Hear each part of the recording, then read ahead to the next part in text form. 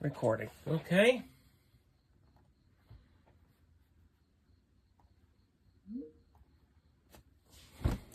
Hello, Mary Perez. How are you doing? Hey, Michael, I'm doing okay. How are I'm you? doing okay. Yeah, hanging in there? Yes. Yeah. Well, thank you so much for accepting my invite. Not sure if you saw my little note that I added to the meeting invite. Yes. Oh, good. Okay. So I am the HR partner for like West Region Buildings and Places, Yep. and Marcus did share with me the email exchange between the two of you late last week. So I honestly just kind of wanted to check in with you. I know you brought up some concerns on here. Obviously, I won't be able to answer all questions because I don't know like all the details on the projects and stuff. But one just kind of wanted to check in with you and kind of talk some of this through and kind of see where you're coming from, and you brought up some concerns, so I just want to make sure that they get addressed and such. So I thought maybe we could just kind of start with maybe you tell me a little bit about maybe kind of what's been going on um, over the past couple of weeks. Okay. Basically, I thought I was doing okay, and then Wednesday, I had a review, basically one of our check-ins, and I was told I wasn't performing by Marcus. And when and I get real antsy because when somebody tells me they wait 5 months to tell me, that's a problem because I can't improve it once the issue's brought up. Mm-hmm. And it doesn't help me because when you keep doing the same thing wrong over and over again, without knowing, it doesn't work because it's hard to unlearn something once you've done it over and over again. Sure. You have to see from my perspective. I've worked for companies where what I've seen happen is they write up these vague things, what's wrong with the employee under the guise of a badly performing employee, and they get laid off. And I've seen that from my experience. And what's happened is, from my side of it, and I've seen this multiple times, in my career, they've hired somebody much cheaper. So they put the employees on PIPs, and a lot of them are bogus because one of the places I worked, I asked for specific evidence and I never got it. Mm-hmm. Because I don't want to call somebody out. I want to see the evidence first. And when I don't get evidence, I don't believe what somebody's saying. Gotcha. What I don't like is somebody telling me 5-6 months later there's a problem, and then when I ask for, okay, tell me why, why did you not raise this before? Like this, when you don't raise a concern until a year, that's a problem. To me, that shows lack of communication. And I honestly don't know what to do. I don't know what side to see this from because I've seen this play out where the company has laid people, used the performance improvement plans to lay people off, and then they have somebody hired that's a lot cheaper. Okay. So, and to me, that's just getting ridiculous. It's a lot of, if you've seen it from my side, a lot of people that are over 40 have seen this happen. Okay. And I don't know Marcus. I don't know him as well as I would like. I'll be honest. Mm-hmm. And I don't like calling somebody out. It's just the evidence shows what's happened before. Mm-hmm. In my case. So, am I interested in working this out? Yeah, I want to find out if it's possible. I don't want to call somebody out. I really don't like doing that. Well, when evidence is shown, when somebody tells me you haven't done A, B, C, D, and no positive feedback on anything, that doesn't help me.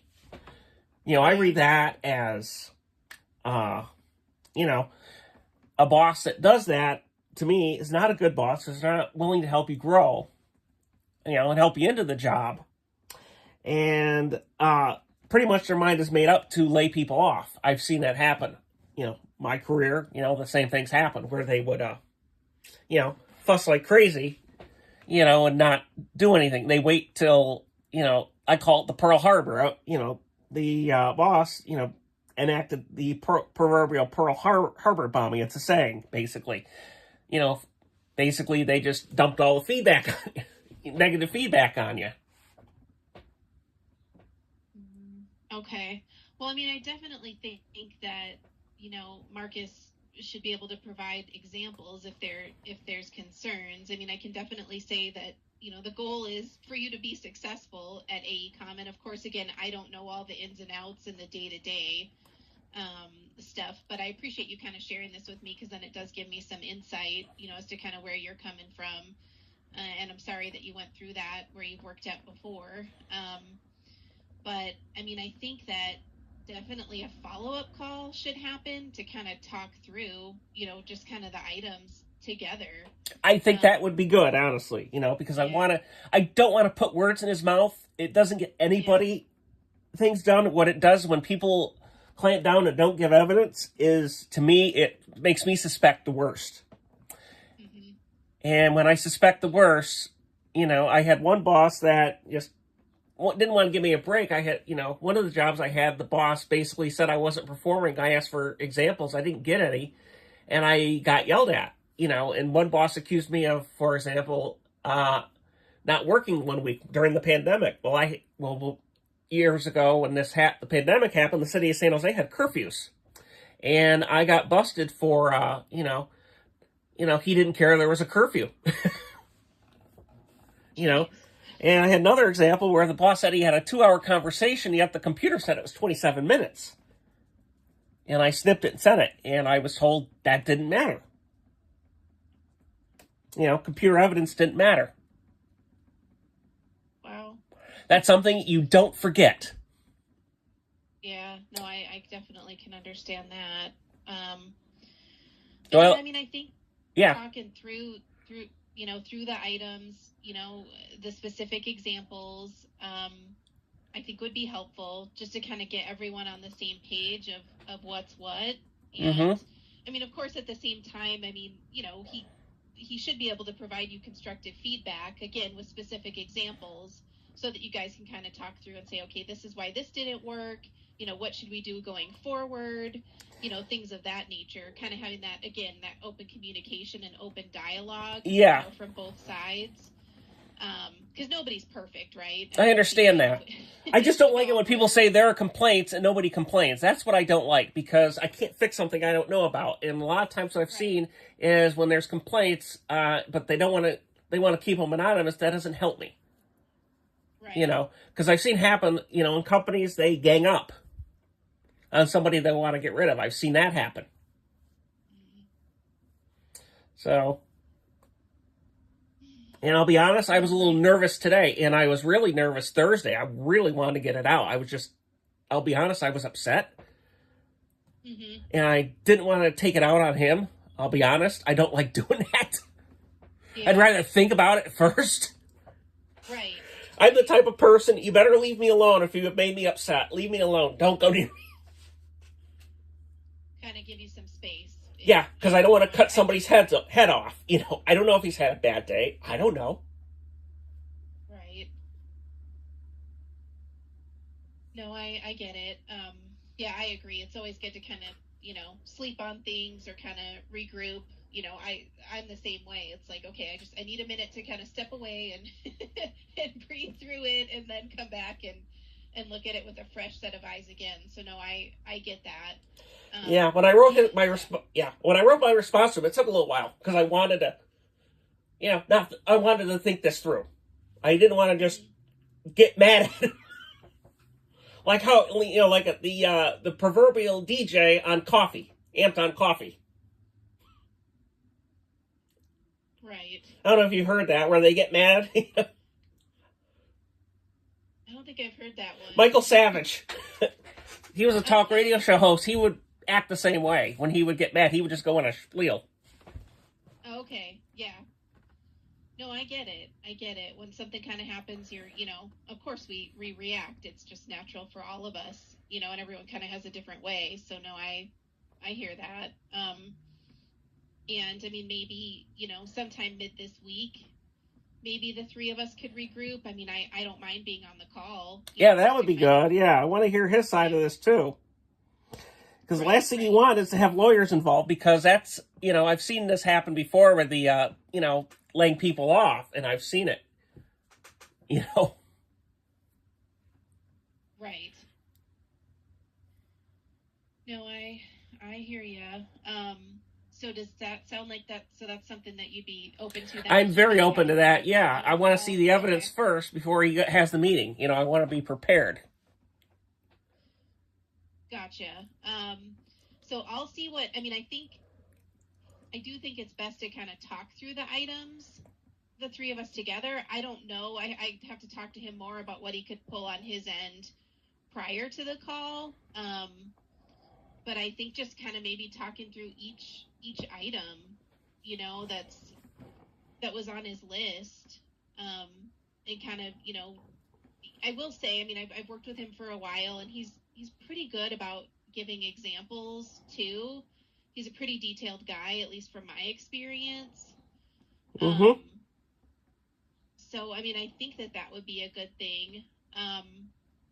I did just want to ask too, I mean, I know we kind of talked through the age discrimination stuff that you mentioned. I mean, I just want to make sure, has there been any comments, anything that's said that specifically that made me feel that? I've had friends that were laid off in the past that were about my age, and that was the things that had happened. There's complaints, blah, blah, blah, because I've had friends that work, that were old timers that worked, and that was one of the signs that they saw with the age discrimination. Okay, so kind of more just kind of past experiences and everything that you've seen, you're sort of feeling like you're seeing a similar pattern, but nothing like made really totally specific, that any comments or anything that's been made so far? No. Okay. Well, when somebody says there's complaints about me, that's a problem, and I haven't heard them till now. It doesn't help. Right. And when he mentioned the complaints, was that on a call? No, that was in person on Wednesday.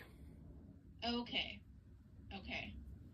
So he mentioned it to you like in a meeting when you guys were in the office together? Yeah, 3:00 Wednesday. Okay. And he didn't give you any, at least kind of, I mean, if he didn't tell you the people? Well, he told me the people. I just don't know the circumstances behind it. Got it.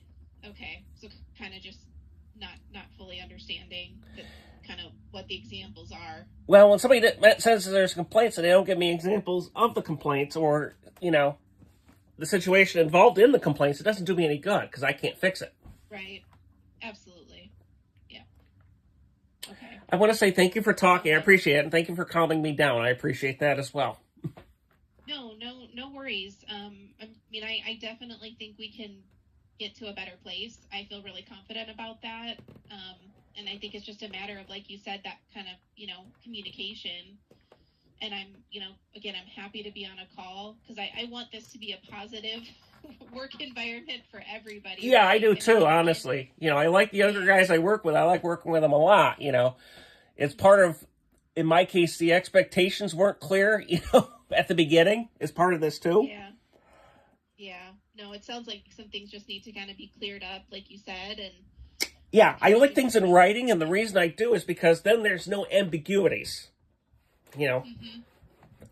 Yeah, and absolutely. And I think too, like after we have the call, I definitely think he should send like a summary email, of kind of what the things are going forward. And then that way everyone's on the same page, with expectations, if and what needs improvement, and then kind of just a follow-up. Yeah. From there. Okay. No, I think that sounds totally good and reasonable. If it's okay with you, then I'll just kind of follow up with Marcus, and then we can kind of get something on the calendar. Yeah, that would be good. It's just part of me. It's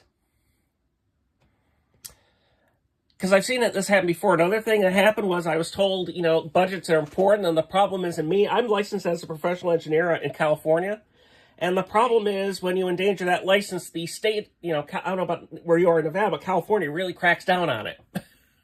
Yeah. And then also what happens is when you start going about budget, contractors find out and they just go hog wild. Because it tells them you don't care about safety. Because I've seen this years ago where I had a boss write a memo not to check structural aspects of plans, and they were nailed to the cross. The city had to pay out millions of dollars. And the reason they had to pay out millions of dollars was because they admitted that email where I was told not to review stuff was the key thing, because they did not care about safety. And I don't want this to blow up in the company's face, honestly. No, it's a lot on your shoulders, you know, you guys that are licensed and you're working hard to make sure, you know, everything meets all the requirements and stuff. And yeah, no, I totally understand that. I mean, I can tell you a little bit, I guess, is, you know, as an exempt person, you know, being salaried, some of the projects, as you probably kind of know, you're able to, you know, if you have the 40 hours billable, if it's like pre-approved with the project manager, and again, every contract and everything is different, sometimes that straight time overtime, you know, you can get paid each hour, but it's not like that on every single project. No. I have no clue what it's like on the projects you're on right now, so I can't, you know, speak to that specifically. But I know sometimes, you know, you have to just work the extra hours, you know, here and there. Of course, we hope it doesn't happen every week, right? No, I don't mind doing that as much. You know, if I'm told ahead of time, that's not a problem, because I can plan for it. Gotcha. Yep. No, I get it. So I think maybe we can talk through that too, just to kind of understand what projects you're on and what works and what you're able to do. Then that way you kind of know too. Not sure if that's been gone over or not, because again, they're all a little bit different. I think it's a nice thing, you know, at our company and in this industry that there's that straight time overtime option, you know, a lot of times. But I know it's not always there, again, depending upon the project and such. No, my feeling on it is, if you're, you know, this profession is basically, you're going to have times where it's slow and times where it's real busy. Yeah. And what I do is, you know, if I put in a lot of time, you know, I have a deadline, I meet that, and then take the day out, time off later. You know, I do that later until either it's done or I'm forced to. Right. No, I gotcha. Oh, that makes sense. Well, hopefully we can kind of clear things up this week and just kind of regroup and get on the same page. I'll reach out to Marcus and kind of check calendars, and hopefully we could do that, like, you know, sooner rather than later, like maybe, like I said, tomorrow or Wednesday. Yep. Depending upon schedules. Does that sound okay? That sounds good, yes. Okay. All right. Well, if anything else pops up in the meantime, feel free to reach out. I'm also in the Pacific time zone, so, you know, feel free to reach out at any time with questions, and then I'll follow up with you soon. Yep. Sound good? That sounds good. Thank you so much, Mary. You're doing your job. Thanks, Michael. No problem. Talk Yep. to you later. Yep, bye-bye. Okay. Bye.